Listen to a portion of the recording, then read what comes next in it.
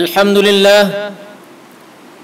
لله الذي أرسل رسوله بالهدى ودين الحق بشيرا ونذيرا وأسرى به إليه ليلا منة منه وتعالى وتكريما وتبشيرا وأشهد أن لا إله إلا الله وحده لا شريك له وأشهد أن سيدنا محمدا عبده ورسوله وصفي الله من خلقه وحبيبه إمام الأنبياء وسيد المرسلين اللهم صل وسلم على سيدنا محمد وعلى آله وصحبه وسلم تسليما كثيرا أما بعد فيا عباد الله اتقوا الله حق تقاته ولا تموتن إلا وأنتم مسلمون. Dear Jemaah, blessed by Allah, let us increase our taqwa to Allah subhanahu wa ta'ala by devoting our lives solely to earn His pleasure. May our taqwa serve to constantly remind us to perform all of Allah's commandments and leave behind all of His prohibitions. Hopefully, that will prepare us to be a good Muslim in a good state when we meet Allah subhanahu wa ta'ala later. My dear beloved Jama'ah, in a few days, Muslims all over the world will commemorate the great event of Isra and Mi'raj. This event proves Rasulullah's unique status as the seal of all the prophets. This is a gift that was not given to any other prophets and messengers that came before him. This miraculous event contains many lessons that we can derive and benefit from. Allah subhanahu wa ta'ala says in Surah Al-Isra verse 1, A'udhu billahi minash shaitanir rajim. Subhanalladhi asra bi'abdihi laylan minal masjidil haram ila al-masjidil aqsa alladhi barakna hawlahu linuriyahu min ayatina innahu huwas sami'ul basir. Which means, exalted is He who took His servant by night from Masjid al-Haram to Masjid al-Aqsa, whose surrounding we have blessed to show Him our signs. Indeed, He is the hearing, the seeing. Therefore, today I wish to invite you to reflect upon the events encountered by Rasulullah sallallahu alaihi wasallam prior to the Isra and Mi'raj by Allah subhanahu wa ta'ala. My brothers, if we ponder upon the events just before Isra and Mi'raj, we will discover that Rasulullah sallallahu alaihi wasallam had undergone so many trials and tribulation from Allah subhanahu wa ta'ala. At a time when the Prophet sallallahu alaihi wasallam really needed the moral and emotional support from his wife Khadijah radhiyallahu anha and his uncle Abu Talib, Allah took Abu Talib away from this world forever. This was followed by the demise of Khadijah not long after. In fact, these two heartbreaking events occurred merely a few days apart from one another. It really caused acute sadness and grief to the Prophet sallallahu alaihi wasallam. This affected the Prophet sallallahu alaihi wasallam deeply, especially since both of them were the main source of support for him at a time when he had to undergo constant abject abuses and accusation from the mushrikin Quraysh. In fact, the absence of Abu Talib, people became more daring in offending the Prophet sallallahu alaihi wasallam. When he delivered his mission to Taif, not only was his call to Allah rejected, he was subjected to extreme abuses, condemnations, and spat upon and stoned by not only the nobility, but also their slaves, their children, and the poor.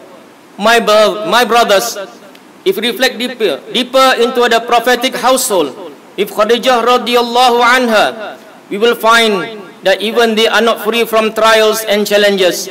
In fact, they had to endure various hardships and obstacles in their lives as well.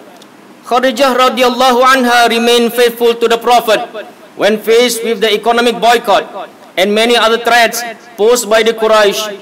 Despite that, it has never deterred her from continuing loving and supporting the Prophet. Instead, it strengthened her resolve and loyalty behind the struggles of Rasulullah sallallahu alaihi wasallam. The question is, what is the main factor for Khadijah radhiyallahu anha to remain loyal and steadfast in her support for the Prophet's mission? The answer is that it is nothing more than the leadership that was exemplified by the Prophet Muhammad sallallahu alaihi wasallam as the head of his family, and the vision set by him in ensuring the integrity of his family. This must be the example and role model for the husbands and fathers of today. As a leader of our family, we must earn their trust. This can only be earned if we lead our family with good examples and outstanding leadership. Has it occurred to us that if a husband demonstrates a good and noble characteristic, hardworking, patient, wise in making decisions involving family matters, he will be respected by his family and children. More so, if a husband or father is loving and caring to his wife and children, constantly spending time with his family, such as having meals together despite being tired from work, assisting his wife in household chores or his children in their homeworks, as well as praying together at home with the family, surely this attribute will be favored and loved by every of our wives and children. Ma'asyiral Muslimin, my dear beloved Jemaah, in any household, the role of a husband to his wife and children is not only crucial one, but equally is the role of the wife to her husband. We can observe the contributions made by Khadijah radhiyallahu anha in terms of the motivation and encouragement she provided for the Prophet when he was appointed as a Rasul. Who was it that provided comfort to Rasulullah sallallahu alaihi wasallam when he anxious after receiving the first revelation from Jibril alayhi salam at Cave Hira? If not for Khadijah, in fact, it was Khadijah who brought the Prophet to meet her uncle Waraqah bin Nawfal, a Christian monk, to console Rasulullah sallallahu alaihi wasallam and confirm the creature he met earlier was none other than angel Jibril alayhi salam. In fact, at the time when the Prophet asked to be covered in a blanket due to extreme nervousness, as well as feeling afraid that something bad may happen to him, it was Khadijah who quickly comforted and calmed the Prophet by saying the following: "By Allah, He will never disgrace you, because you keep good relation with your relatives and your kins. You help the poor and the destitute. You serve your guests generously, and you assist anyone on the path of truth." Hadith narrated by Imam Bukhari. In today's context, a wife's role has changed drastically compared to the past. They not only have to run the household costs, but many are helping to alleviate their husband burden by earning a living and contributing to the family's finances. Therefore, as husband, we should appreciate the contributions and sacrifice of our wives. We can do this by being considerate and sharing the responsibilities of managing the household costs and providing the needs for our children.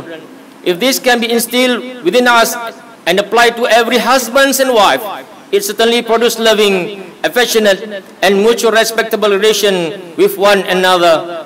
Allah subhanahu wa ta'ala says in Surah Ar-Rum, verse 21, وَمِنْ آيَاتِهِ أَنْ خَلَقَ لَكُم مِّنْ أَنفُسِكُمْ أَزْوَاجًا لِتَسْكُنُوا إِلَيْهَا وَجَعَلَ بَيْنَكُم مَّوَدَّةً وَرَحْمَةً إِنَّ فِي ذَلِكَ لَآيَاتٍ لِقَوْمٍ يَتَفَكَّرُونَ. Meaning, and among his signs is this, that he created for you mates from among yourselves, that you may dwell in tranquility with them. And he has put love and mercy between your hearts.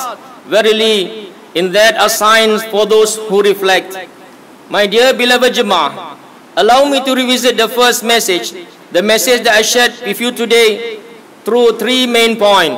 Firstly, it is not only important for us to celebrate Isra and Mi'raj, but it is equally important for us to take lessons from the event that Rasulullah experienced before Isra and Mi'raj. Secondly, The importance of a husband as a head of his household to establish good leadership, to exemplary conduct in order that he can earn the respect of his family members. Thirdly and last, the need of a husband to appreciate the contribution and roles of his wives, particularly in today's context, by helping to manage the household and the children's need. My dear beloved brothers, may with the existence of mutual respect and appreciation we display to each other contributions as husband and wives produce a peaceful, calm and harmony life together. Amin, amin ya rabbal alamin.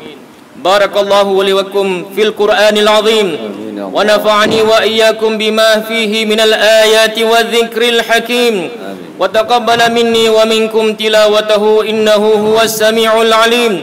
أقول قولي هذا وأستغفر الله العظيم لي ولكم ولسائر المسلمين والمسلمات والمؤمنين والمؤمنات فاستغفروه فيا فوز المستغفرين ويا نجاة التائبين.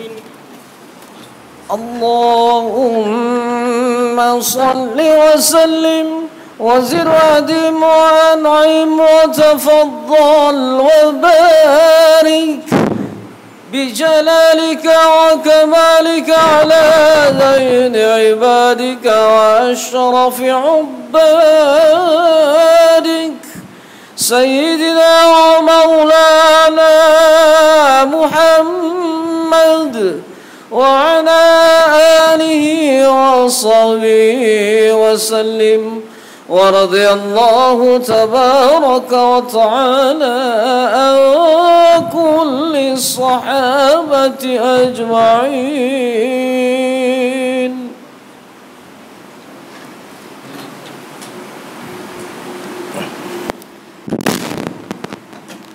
الحمد لله الذي أمرنا بالاتحاد والاعتصام بحبل الله المتين. أشهد أن لا إله إلا الله وحده لا شريك له إياه نعبد وإياه نستعين. وأشهد أن سيدنا محمدا عبده ورسوله المبعوث رحمة للعالمين. اللهم صل وسلم وبارك على سيدنا محمد وعلى آله وأصحابه أجمعين. أما بعد، فيا عباد الله اتقوا الله ما استطعتم وسارعوا إلى مغفرة رب العالمين.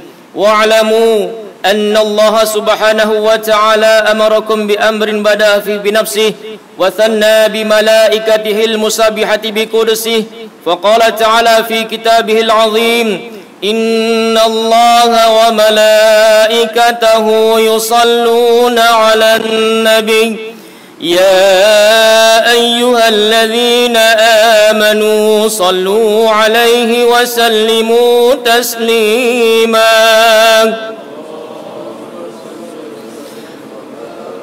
اللهم صل وسلم وبارك على سيدنا محمد سيد المرسلين وعلى آله وأصحابه وقرابته وأزواجه وذرياته أجمعين. وارض اللهم عن أربعة الخلفاء الراشدين ساداتنا أبي بكر وعمر وعثمان وعلي، وعن بقية الصحابة والتابعين وتابع التابعين ومن تبعهم بإحسان إلى يوم الدين، وعنا معهم برحمتك يا أرحم الراحمين.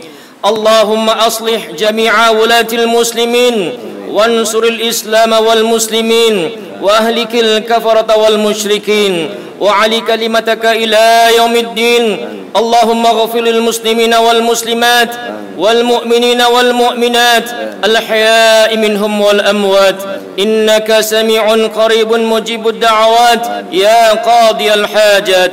ربنا افتح بيننا وبين قومنا بالحق وأنت خير الفاتحين. ربنا آتنا في الدنيا حسنة وفي الآخرة حسنة وقنا عذاب النار. عباد الله، إن الله يأمر بالعدل والإحسان وإيتاء ذي القربى وينهى عن الفحشاء والمنكر والبغي يعظكم لعلكم تذكرون. فاذكروا الله العظيم يذكركم وادعوه يستجب لكم ولذكر الله أكبر والله يعلم ما تصنعون أقيموا الصلاة. أكبر الله أكبر. أشهد أن لا إله إلا الله. أشهد أن محمد رسول الله. حي على الصلاة حي على الفلاح. قد قامت الصلاة قد قامت الصلاة. الله أكبر الله أكبر. لا إله إلا الله.